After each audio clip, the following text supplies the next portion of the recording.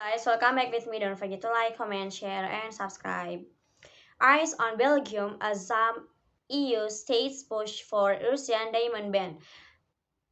Brussels reiterates the European Union must stop importing diamonds from Russia. Five of the bloc 27 countries said in a joint proposal seen by Reuters as the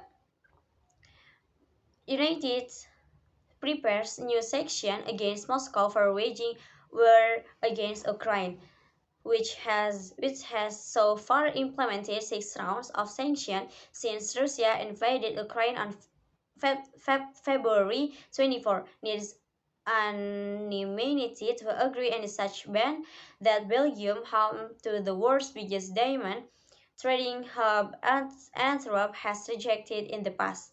The bloc was spurred into fresh action after President Vladimir Putin ordered a partial military mobilization last week and moved to annex part of eastern Ukraine. Executive European Commission is expected to present a formal proposal for more sanctions to member states this week. Poland, Ireland, Lithuania, Estonia, and Latvia proposed introducing at a retaliatory ban on imports of diamonds from Russia, where Russia is the world's largest producer of raw gems.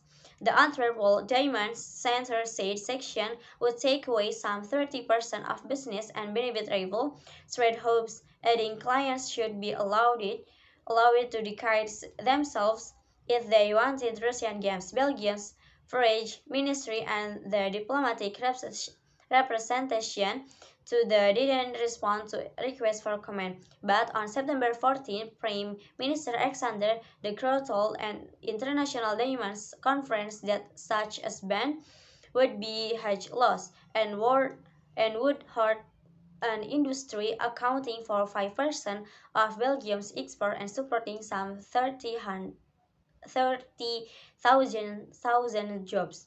An official and diplomat involved in preparation of a measures against Russia said, however, that Belgium was now expected to leave its veto. Following the Commission proposal on new sanction, diplomats and ministers will negotiate it until they reach consensus, filing which the matter gas the 27 national leaders when they meet in Prague on October 6 until 7. An oil supply shock may be imminent when the chief executive of Aramco said earlier this week that years of underinvestment had damaged the balance between supply and demand in the oil market. It should have been a wake-up call to those in decision-making position. Instead, the Secretary General of the United bashed the oil industry once again for feasting on record high profits and urged governments to make them pay for this. Meanwhile, OPEC's first production shortfall last month reached 3.458 million basis points, a figure equal to some 3.45% of global demand, and oil prices hover near 8-month low as recession fears then outlook. Investing.com oil prices had near 8-month lows on Monday after falling sharply last week, as market feared that slowing global economic activity will then demand for crude. London trade Brent oil futures rose 0.3% to 85.29 a barrel, while the United States West Texas Intermediate futures were unchanged at 78.67 a barrel.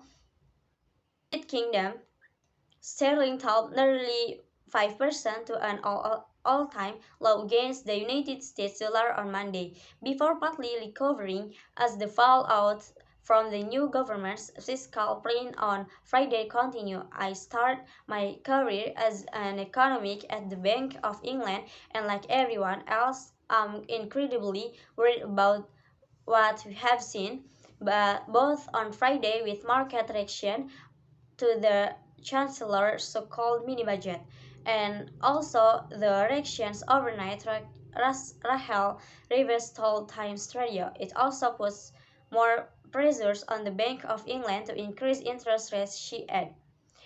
The financial policy spokeswoman for Britain's opposition Labour Party said she was incredibly worried about the fall.